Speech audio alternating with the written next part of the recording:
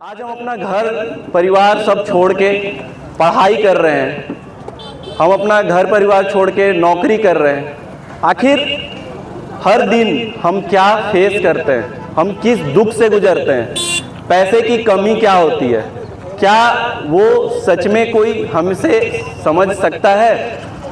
आचार्य जी, आचार्य प्रशांत, जो कि आपको आपके जो भी जीवन में जो चल रहा है उसी के साथ अगर आप आनंद में रहें, आप खुश रहें। आप सभी को याद दिलाना चाहूँगा, आप सभी लोग एक ना एक दिन बच्चे होंगे, कॉलेज में होंगे, स्कूल में होंगे, दोस्तों के साथ रहते होंगे, मज़े करते होंगे। ना पैसे की टेंशन होती थी, पैसे तो होते भी नहीं थे वैसे भी, ना पैसे की टेंशन होती थी, ना कोई जात होता था, ना कोई पात होता था। माँ बाप जितना मना करे वही काम करना होता था। एक बेफिक्री थी, एक आवारापन था। रात में घर में लेट आना, सुबह जल्दी निकल जाना, दिन भर दोस्तों के साथ खेलना। हमें उस वक्त कुछ पता नहीं होता था, हम अपनी दुनिया में मगन होते थे। तो आज अचानक क्या हो गया? आज अचानक ऐसा क्या हो गया कि हम एक दूसरे के दुश्मन बन गए? आज ऐसा क्या हो गया? आखिर ये हमें कौन सिखाता है नफरत करना? कौन हमें सिखाता है कि मैं सूरज हूं, तुम अमित हो? क्या सूरज और अमित एक ही हैं? खून एक है, शरीर एक है, आंखें एक है, सोच एक है, दर्द एक है।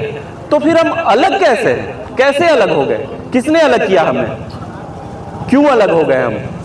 तो ये जो अलगाव है यही हमारे दुख का कारण है, और आचार्य जी हमें हमसे मिलाते हैं।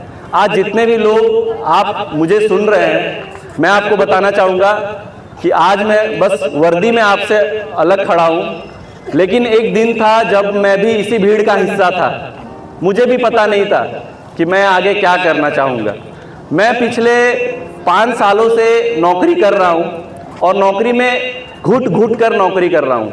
आपको नहीं पता है, पुलिस की नौकरी ऐसी होती है जिसमें आप अपने घर परिवार हर चीज़ से दूर होते हैं, और वो बहुत ही तकलीफ़ देता है। हमें छुट्टी नहीं मिलती, त्योहार में हमारी ड्यूटियाँ लगती हैं।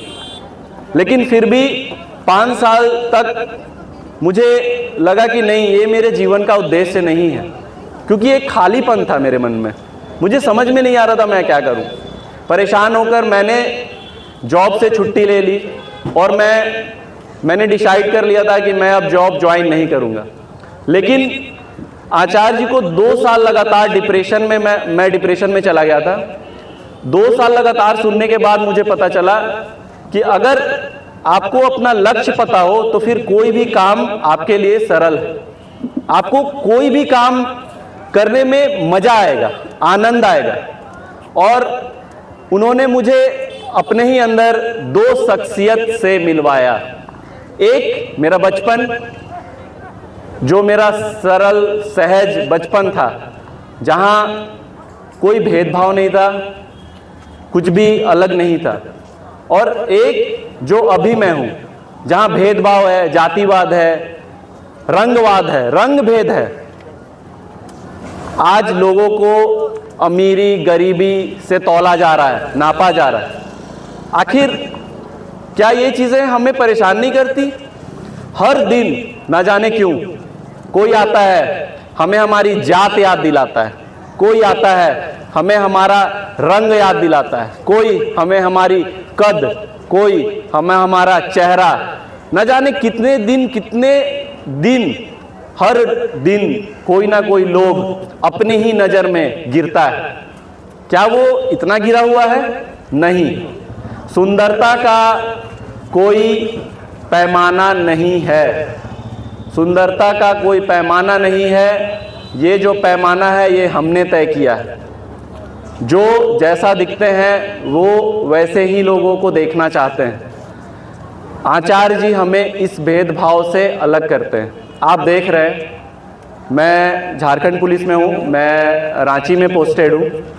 आप देख सकते हैं यहाँ बाकी जितने भी लोग हैं, यहाँ मेरे भैया बैठे हुए हैं। ये सेंट्रल गवर्नमेंट में ऑडिट ऑफिसर हैं, जो कि रैंक B में आते हैं, एक ऑफिसर है। आए दिन यहाँ हम लोग आते हैं, लेकिन लोगों को लगता है कि अरे इनको तो कुछ काम नहीं। लेकिन हम आपको बता दें, हम यहाँ अपना पैसा लगा कर आते हैं। हमें आपका प्यार चाहिए, हमें आपका सपोर्ट चाहिए। हम ये जो किताबें खरीदते हैं ये अपने पैसों से खरीदते हैं।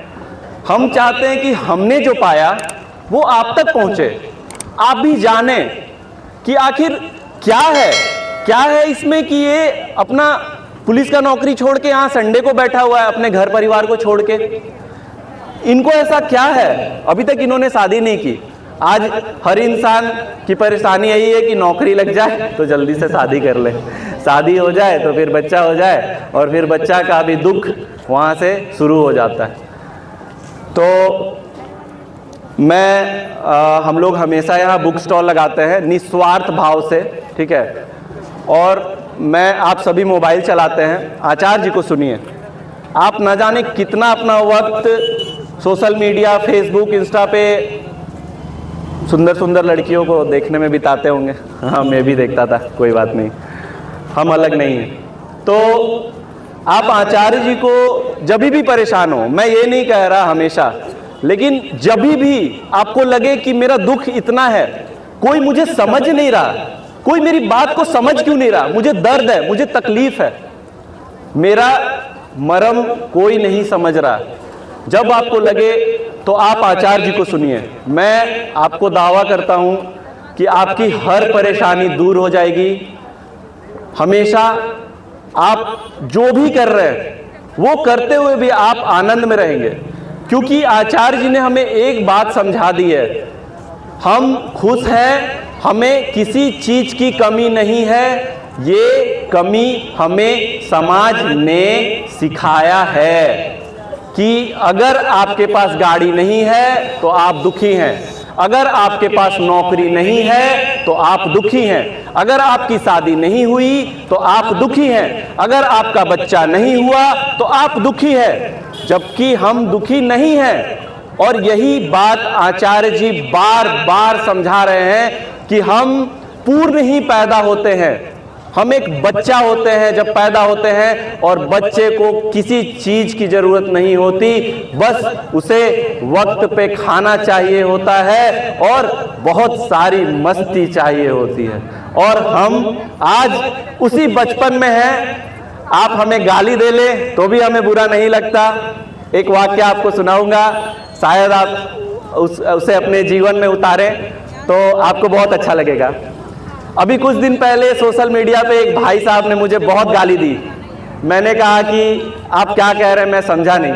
उन्होंने मुझे माँ बहन की बहुत गालियाँ दी। मैंने कहा कि मैं समझ नहीं रहा आप क्या कह रहे हैं। उसने मुझे समझा कर गालियाँ दी।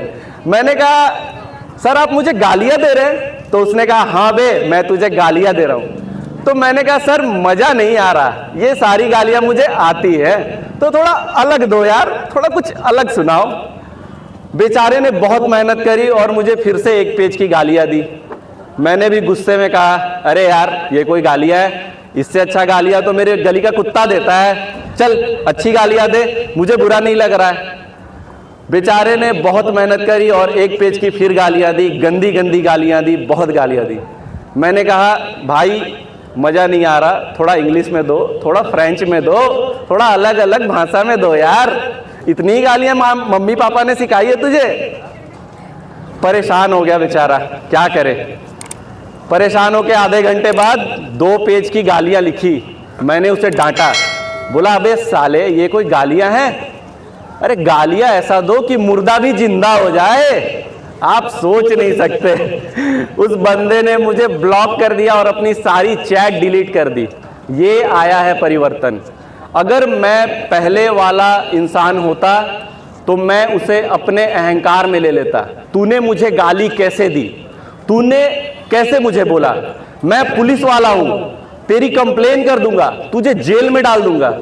आप बताइए क्या अच्छा होता, मेरा पहले वाला जवाब या मेरे गुस्से वाला जवाब? तो आए दिन मैं पुलिस में हूं और कई बार ऐसा होता है कि पुलिस की ड्यूटी बहुत टफ होती है, हमें लपड़ थप्पड़ भी मिलते हैं पब्लिक से, लेकिन हमें आदेश होता है कि आप पब्लिक को नुकसान नहीं पहुंचाएंगे। तो ये परिवर्तन आता है जीवन में। क्या आप नहीं चाहेंगे कि कोई आपको काला बोले और आप बोले अबे हूं मैं काला? तो क्या, मैं ऐसा ही पैदा हुआ, मैं क्या करूं? बोल मुझे काला, और बोल। क्या आप किसी को ये नहीं बोल सकते? कोई अगर आपको बोले तू छोटा जात का है, बोला कितना छोटा? बहुत छोटा। अरे कितना छोटा, बता तो कितना छोटा? अरे तू बहुत गिरा हुआ इंसान है, तो एक काम कर, मुझे उड़ा हुआ इंसान बना दे, मैं गिरा हुआ हूं। तो जिंदगी में जितनी भी समस्याएं आती है उसे हम मजाक में उड़ाना सीखते हैं। आचार्य जी हमें सिखाते हैं, और एक दोहा है, मैं आपके सामने गाना चाहूंगा। उसने मेरी जिंदगी बदल दी। चाह गई चिंता मनुआ में परवाह, चाह गई चिंता मिटी मनुआ में परवाह, जिनको कुछ नहीं चाहिए वो सहन के सहारे साधो, वो सहन के साथ। चाह गई चिंता मिटी मनवा में परवाह, चाह गई चिंता मिटी मनवा में परवाह, जिनको कुछ नहीं चाहिए वो सहन के सहारे साधो, वो सहन के साथ। आए हैं सो जाएंगे राजा रंग फकीर, आए हैं सो जाएंगे राजा रंग फकीर, एक सिंहासन चढ़े चले एक बंदे